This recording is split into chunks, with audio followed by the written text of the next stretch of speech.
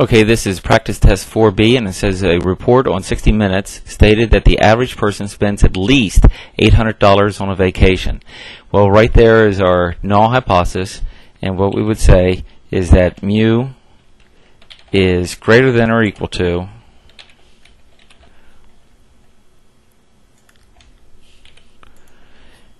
$800. And that would make our alternate hypothesis that mu is less than 800. Now let me get rid of this here a second.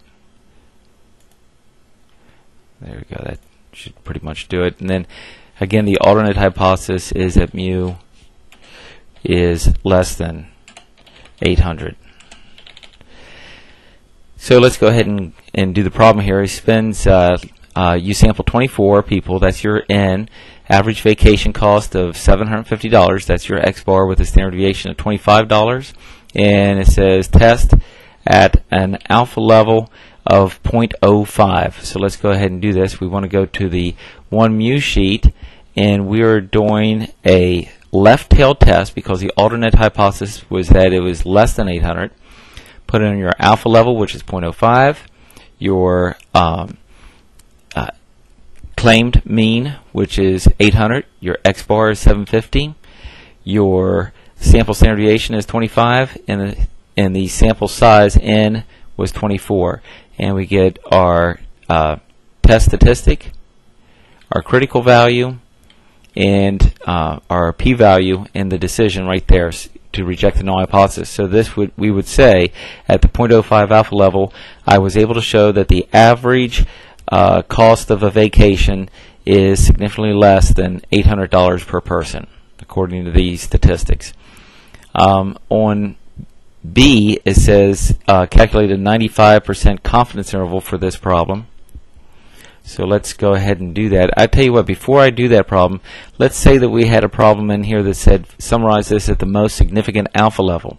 Well, looking at this p-value, it says 0, but really it's about 10 to the negative 30th or so in scientific notation.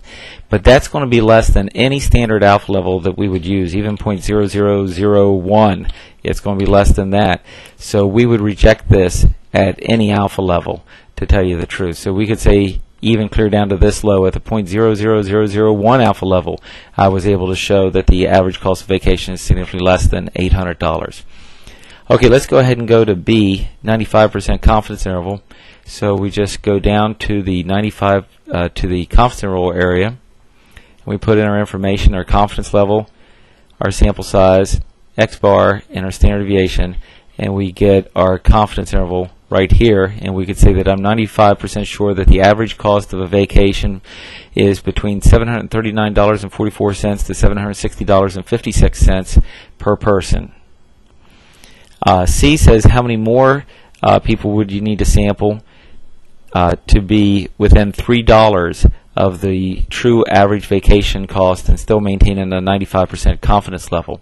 So the confidence interval would be 95%, the margin of error would be $3, and our standard deviation was 25, that was given before on this problem, and we get a total sample size needed to be 267. Now it said how many more, so we would subtract off our 24 people that were already sampled, and we get 243 more people would need to be sampled. So let's go to problem 2. Problem 2 are some problems that you really need to think about without Excel. It says, is it possible that you could reject the null hypothesis when the point estimate was not equal to the null hypothesis? Yes, you could, because again we're saying, could you not reject the null hypothesis? Yeah, you could not reject the null hypothesis if we look at this. For example, if we have a situation going on where maybe the claim is that it's, let's look at this one for example. If the claim was 800, but my X bar was not equal to that claim, let's say 799, then I didn't reject the null hypothesis. It's not far enough away from the claim to reject it. So again, that's 2A. So could you not reject the null hypothesis when the point estimate was not equal to the null hypothesis? Yes. The point estimate for the hypothesis test for the mean is your x bar, and if your x bar is close enough to the claimed population mean mu, then it's possible that you may not reject the null hypothesis. Same way with percentages. If your sample percentage is close enough to the claimed percentage, you may not reject the null hypothesis. Okay, this is thinking about rejection here too. On part B it says if the test statistic was 1.4 and the null hypothesis was mu equals 36 and you got critical values of negative 1.96 and 1.96, would you reject the null hypothesis? Well, really the mu equals 36, we don't even need to know that. Here's the important thing. We have critical values of negative 1.96 and 1.96 that determine the rejection regions. This must be a two-tailed test. 1.4 does not fall into that rejection region, into either one of the rejection regions. It's not greater than 1.96 and it's not less than negative 1.96. And we can see that on the Excel sheet as well. On a two-tailed test, we have two rejection regions. And let's take a look at this. Let's say from negative 3 to 3 or so. You have two rejection regions, and if they are 1.96 and you got 1.4, it doesn't fall into the rejection region. C says if the test statistic is 1.8 and you have rejection regions of negative 1.65 and 1.65, would you reject the null hypothesis? Yes, you would, because the test statistic falls into the upper rejection region. Again, this must be a two-tailed test because there's two rejection regions. Okay, D says if your p-value is 0.001 and your alpha level is 0.05, would you reject? Yep, because if your p-value is less than your alpha, you reject the null hypothesis. If your test statistic is 1.8 and you got a critical value of 1.65, would you reject the null hypothesis? Yes, you would. This must be a right-tailed test because we have only one critical value and it's positive. This falls into that critical value region, that rejection region, because it's greater than 1.65. Let's take a look at F. If the test statistic is 1.8 and you got critical values of negative 1.65, would you reject the null hypothesis? No, this would be a left-tailed test, so you only have one critical value of negative 1.65, so if the test statistic is negative 1.65 or less, you would reject.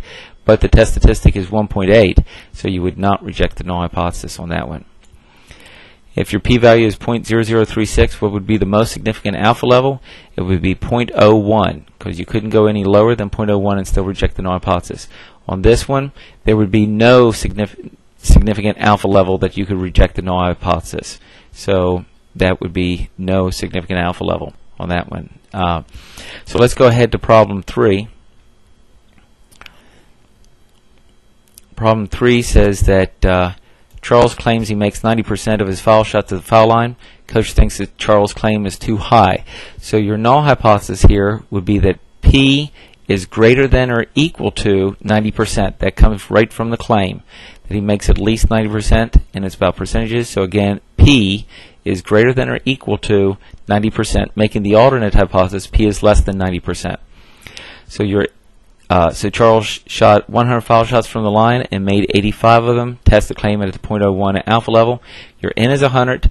Your X is 85. Number of success is 85, and we're testing at a 0.01 alpha level. So I'd go to the Excel sheet, go to the 1P sheet, and what we're doing here is a left-tailed test. So let's move over here a little bit. We'll put in the alpha level, which was 0.01, the claim percentage, which was 0.9, our sample size 100, and our number of successes 85, and we get this information here, and we see that we do not reject the null hypothesis. Okay, our p-value is not less than our alpha level. Now, what will we do at the 0.05 alpha level?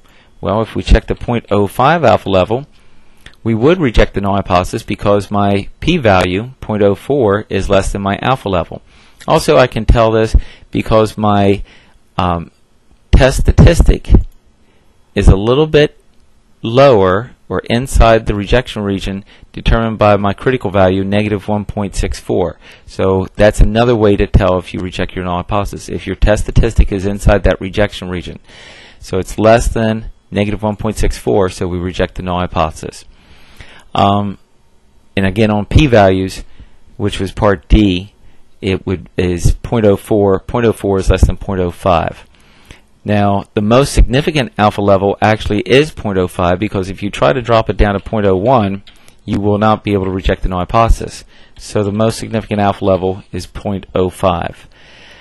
Now, part E says make a 99% confidence interval for this problem. So the confidence level is 99, sample size 100, number of successes is 85, and we get our confidence interval right here, and we could say that I am 99% sure that Charles shoots between 75.8% and 94.2 approximately percent at the foul line.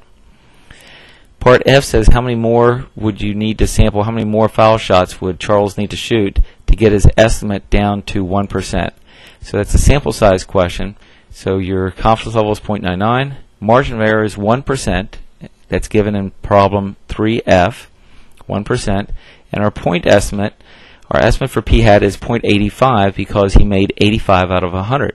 We have a previous estimate, 85 out of 100, 0.85. Put that right there, and we get 8,460. Again, the question was how many more would he have to shoot, so subtract the 100 he already did, and we get 8,360. If we did not have a previous estimate, then he'd have to shoot 16,588 shots. And that is the second practice test.